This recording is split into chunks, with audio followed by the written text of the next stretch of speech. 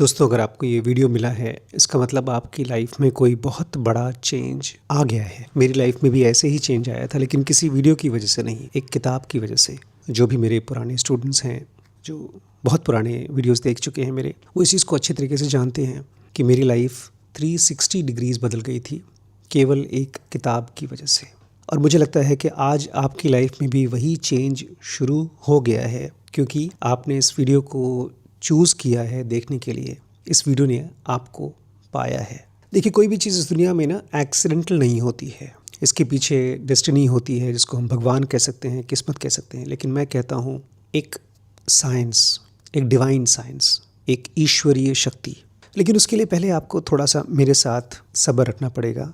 और मैं हमारे जितने सीरियस स्टूडेंट्स हैं जो केवल हवाई बातों पर विश्वास नहीं करते, मैं उनके लिए चाहूँगा कि भगवान क्या है इस चीज़ को पहले रीडिफ़ाइन करें। बचपन में ना मेरी मम्मी मुझे ऑलमोस्ट हफ्ते में एक दिन मंदिर भेजती थी। हनुमान जी के मंदिर में मैं तेल चढ़ाया करता था, प्रसाद चढ़ाया करता था। घर से काफ़ी दूर था मंदिर, ऑलमोस्ट 1 घंटे लगता था मुझे जाने में, जाना आना। कभी बस पकड़ लिया तो जल्दी आ जाते थे। तो मुझे लगता था कि भगवान एक बहुत शक्तिशाली इंसान है, मतलब हमारी तरह ही हैं, बट उनके पास हमसे कहीं ज़्यादा शक्तियाँ हैं। और अगर हमको किसी तरह से खुश कर सकें तो ये सब पूजा पाठ करना, प्रसाद चढ़ाना, ये सब भगवान को खुश करने के तरीके हैं। लेकिन उससे बहुत फ़ायदा हुआ नहीं। इनफैक्ट मेरी लाइफ में डिस्टर्बेंस ही हुआ। असली चेंज तब आया जब मैं भगवान को समझने के लिए अपने ब्रेन को समझना शुरू किया। अब मेरे लिए ईश्वर की डेफिनेशन बहुत क्लियर है। हम भगवान को कभी भी डिफ़ाइन नहीं कर सकते किसी भी क्वालिटी से। जितनी भी किताबें लिखी गई हैं जो आप पढ़ते हैं किसी भी ईश्वर के बारे में, वो सब दिखाती तो हैं, ईश्वर के बारे में बताती हैं, लेकिन बहुत कम।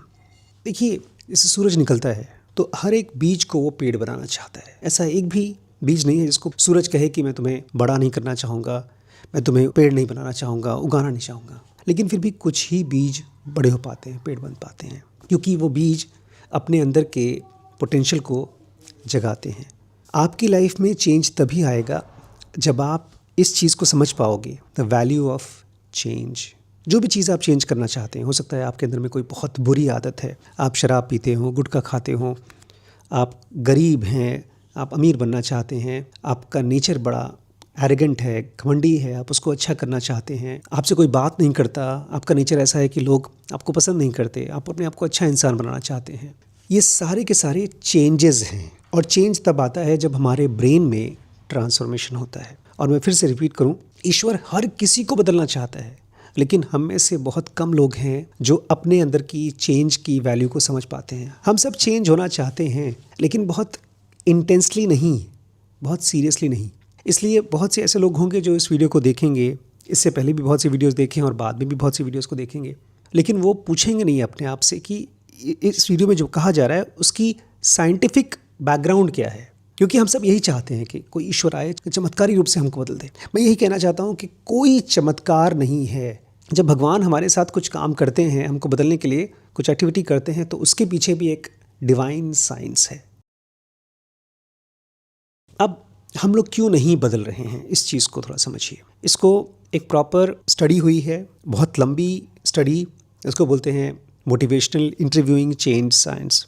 उसमें लाखों करोड़ों लोगों के साथ एक्सपेरिमेंट किया गया है देखने के लिए कि लोग बदल क्यों नहीं पाते हैं। हर वो इंसान जो अपने आप को पुरानी हैबिट से अपने आप को फ्री करना चाहता है तो बदल क्यों नहीं पाता, उसके लिए एक नया शब्द खोजा गया है, उसको बोलते हैं एम्बिवेलेंस। एम्बिवेलेंस का मतलब है कि हमारे मन में एक हिस्सा है जो बदलना चाहता है, क्लियरली बदलना चाहता है, लेकिन एक हिस्सा है जो कंफर्टेबल है, बिल्कुल नहीं बदलना चाहता। जैसे हमारे पास 2 पैर हैं तो दोनों पैर की मदद से हम आगे बढ़ते हैं, लेकिन अगर एक पैर आगे जाए और एक पैर पीछे जाए तो हम वहीं के वहीं रह जाते हैं। हमारे माइंड में ठीक ऐसे ही 2 अलग अलग फोर्सेस हैं। एक फोर्स बहुत मन से अपने आप को बदलना चाहता है, वो वीडियोस देखता है, वो पढ़ता है, वो अपने आप से कहता भी है कभी कभी कि मुझे बदलना है, मेरी ज़िंदगी बहुत ख़राब चल रही है।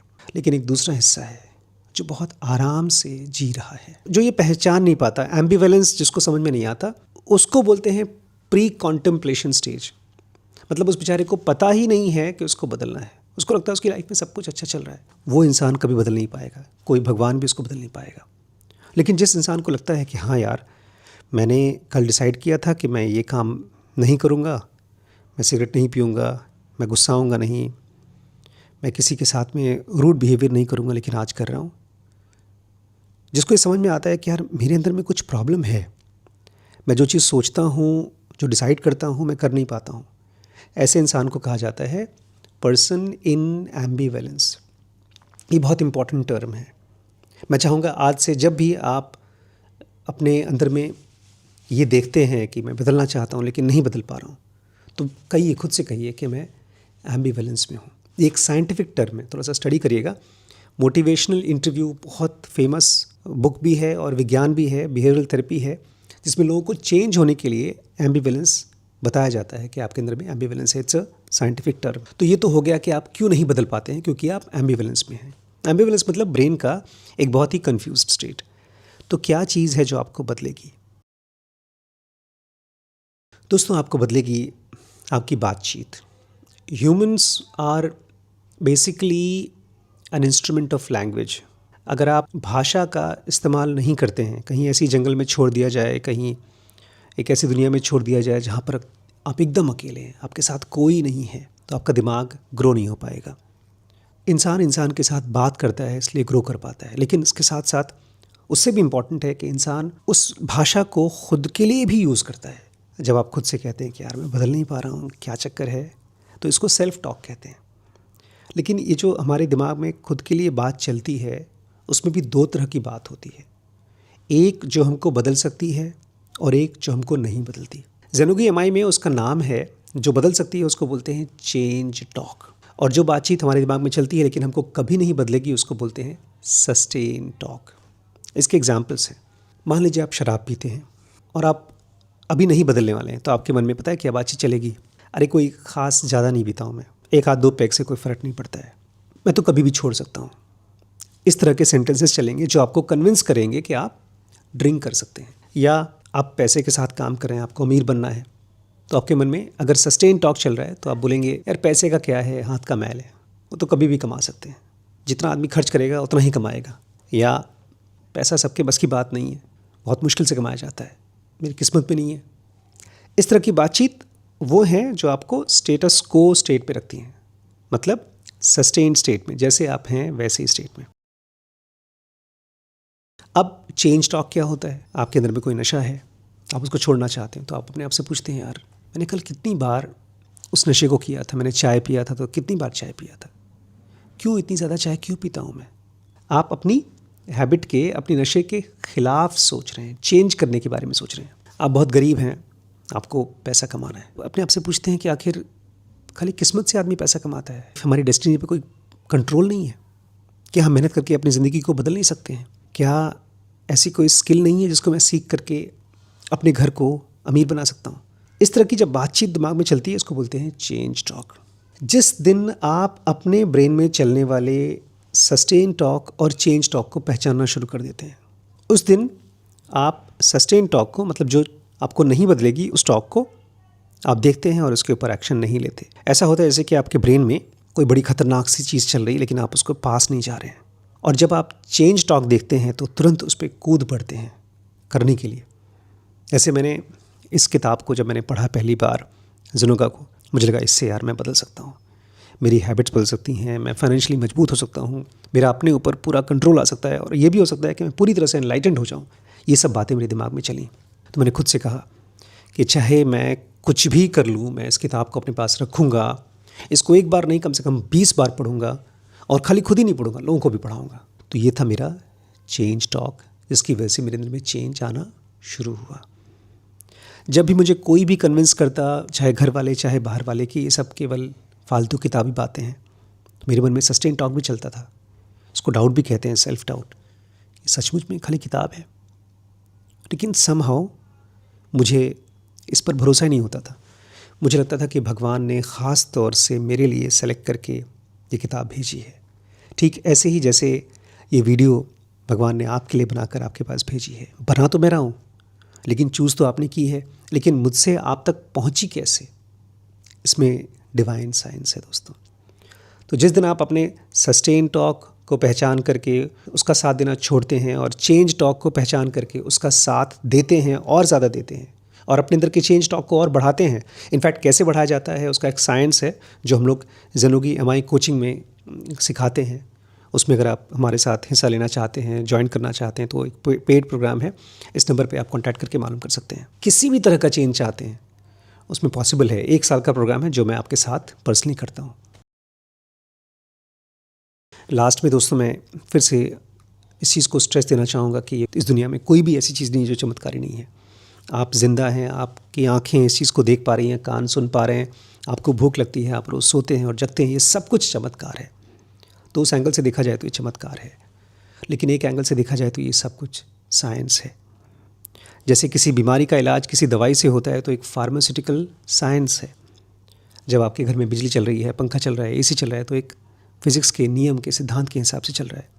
ऐसे ही ये जो चेंज है उसका एक सिद्धांत है, एक साइंटिफिक प्रिंसिपल है। जब आप उसको समझ जाते हैं तो कोई भी चेंज, चाहे अपने में चाहे अपने आसपास के लोगों में लाना बहुत ही आसान हो जाता है, क्योंकि आपका ब्रेन धीमे धीमे चेंज के लिए रेडी होता है। ये ठीक ऐसा ही होता है जैसे एक छोटा बच्चा जो अभी दोनों हाथों और दोनों पैरों से चलता है, लेकिन धीरे धीरे वो अपने 2 पैरों को बैलेंस कर रहा है और चलने की कोशिश कर रहा है। जब छोटा बच्चा अपने 2 पैरों से चलने की कोशिश करता है तो उसके पैर तो तैयार हो ही रहे हैं, मजबूत हो रहे हैं, लेकिन उसके साथ साथ उसका ब्रेन बैलेंस करना बहुत ही कॉम्प्लेक्स चीज़ उसके ब्रेन में हो रहा है। ठीक ऐसा ही होगा जब आप अपने आप को चेंज करने के रास्ते पे चलेंगे। शुरू में लड़खड़ाएंगे, बहुत बार गिरेंगे, लेकिन जब आपको समझ में आ गया कि बॉस कुछ तो हो रहा है, मेरे अंदर में सस्टेन टॉक चल रहा है, मुझे इसका साथ नहीं देना है, ये झूठ है, सच लगता है फिर भी झूठ है, क्योंकि मेरी गंदी आदत को या मेरी नेगेटिव हैबिट्स को ये मजबूत करेगा। अरे इस थॉट को अगर मैं मजबूत करता हूँ कि मुझे आज ब्रीदिंग एक्सरसाइज करनी है या मुझे एक ऐसे इंसान के साथ जुड़ना है जो मुझे हेल्प कर सके बदलने के लिए, जब इस तरह की छोटी छोटी चीज़ें आपके दिमाग में चलती हैं तो सचमुच में आप अपने अंदर में चेंज होता हुआ देखेंगे। दोस्तों, अब डिसीजन आपके हाथ में है। ये तो शुरुआत है, लेकिन इसको ख़त्म करने के लिए, अपने अंदर में उस चेंज को जो आप चाहते हैं उसको कम्प्लीटली लाने के लिए 4 स्टेप लगते हैं। वो चारों स्टेप क्या हैं, उसको कैसे यूज़ किया जाता है, ये काफ़ी लंबा प्रोग्राम है जो तकरीबन 1 साल तक के लिए चलेगा, जिसमें मैं केवल सेलेक्टेड 100 स्टूडेंट्स को ही लेता हूँ और उनको पर्सनली गाइड करता हूँ। उसके लिए आप डिटेल जानना चाहते हैं तो ये नंबर पे कांटेक्ट कर सकते हैं। ये चेंज किसी भी तरह का हो सकता है, फाइनेंशियल चेंज, रिलेशनशिप में बदलाव, आपकी किसी नेगेटिव हैबिट को चेंज करना चाहते हैं, कोई और पॉजिटिव हैबिट डेवलप करना चाहते हैं, कोई भी टाइप का चेंज इस चेंज साइंस से, ज़ेनो की एमआई से पॉसिबल है। तो मैं आपको इनवाइट करता हूँ मेरे साथ इस प्रोग्राम में। ये नंबर है, इस पर कॉन्टैक्ट करके मालूम कर लीजिए दोस्तों।